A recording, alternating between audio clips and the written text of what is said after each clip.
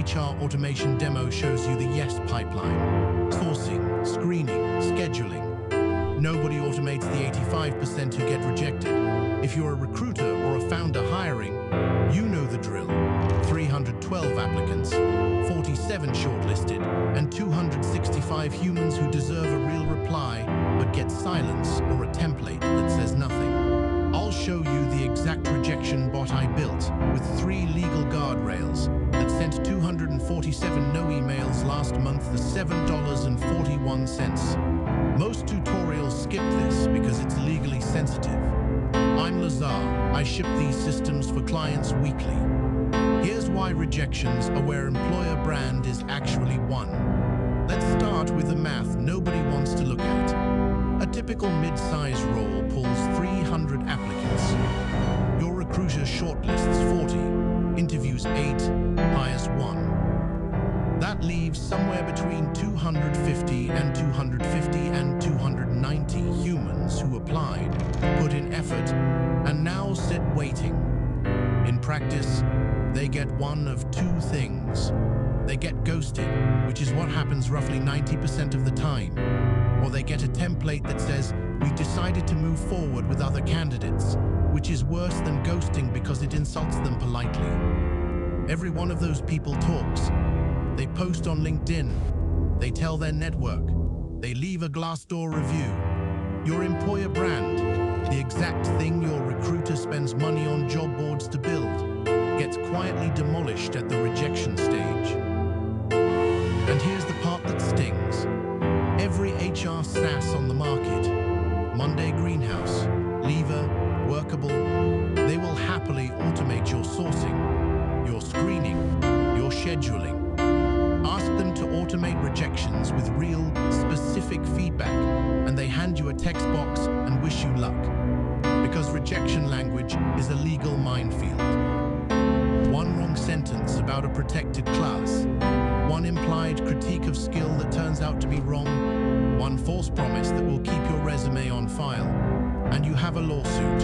So the SaaS vendors leave it to you, and you, being human and busy, leave it to nobody. That's the gap.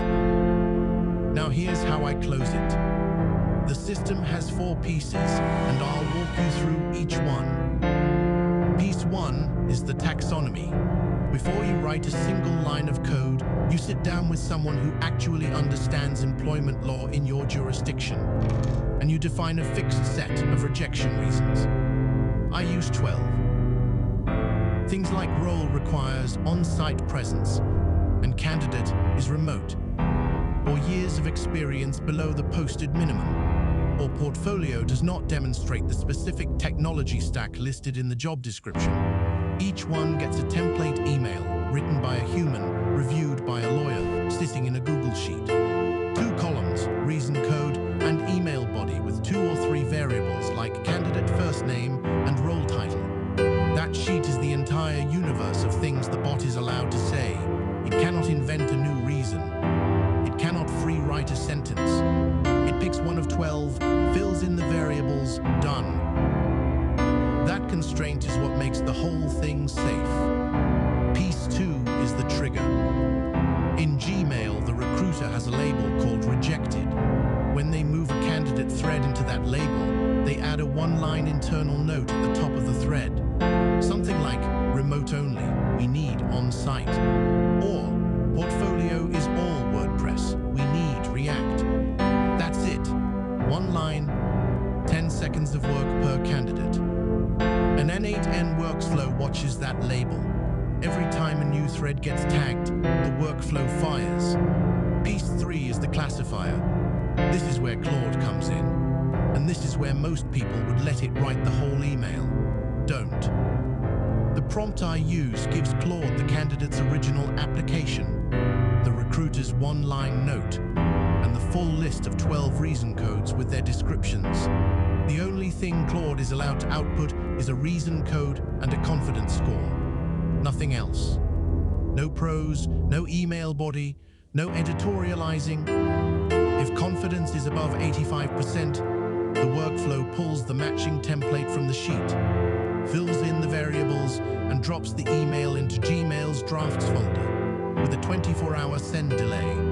If confidence is below 85, it flags the thread for human review and pings the recruiter on Telegram. About 8% of cases land in that low confidence bucket, which is where the 8 minutes of monthly review time comes from. Piece 4 is the guardrails, and this is what makes it defensible. 3 of them baked into the system prompt and the template library. Guardrail 1. The prompt explicitly forbids any reference to age, gender, race, national origin, disability, family status, or any other protected class. If the recruiter's note mentions one of these, the classifier refuses to categorize and escalates to human. Guardrail 2. No specific critique of the candidate's skills or work quality in any template. The templates describe the role's requirements and note a gap. They never say your code was bad or your portfolio was weak. Guardrail 3.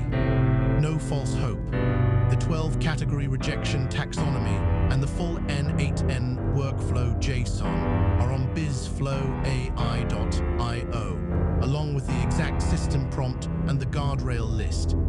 Grab them. Adapt the categories to your hiring stack and stop ghosting candidates by Friday.